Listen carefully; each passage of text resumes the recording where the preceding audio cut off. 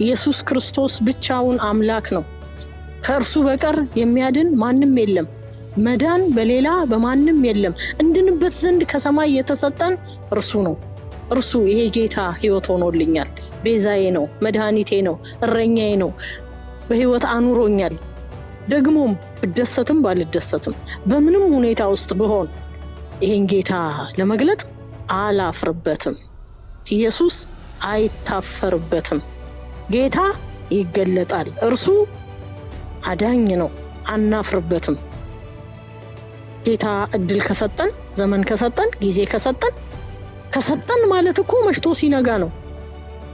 ዛሬን መኖር ከቻልኩ ጊዜ ሰጥቶኛል ማለት ነው። በየትም ሁኔታ ውስጥ ልሁን ያዳነኝን እርሱን መናገር ይጠበቅብኛል። ወዳጄን ልገልጠው ይጠበቅብኛል። እድል አግኝተን በመንግስት ባለስልጣኖች ቢሮ ብንገባ እኮ ገባን ለማለት የምንጠቀምባቸው የወሬ ዘዴዎች በጣም ሰፊ ናቸው። ታዲያ ያዳነን ይሄ ጌታ ሕይወት የሆነን ስለኛ ያላፈረብን ራቁቱን ስለኔ ተሰቀለብ ይሄንን ጌታ ለመግለጥ አላፍርም። ኢየሱስ ክርስቶስ ጌታ ነው። በኑሮዬ ገልጠዋለሁ፣ በሕይወቴ ገልጠዋለሁ፣ በእርምጃዬ ገልጠዋለሁ። መዓዛዬ እሱን እንዲናገር ደግሞ እናፍቃለሁ። ተባረኩ። ኢየሱስ ክርስቶስ ጌታ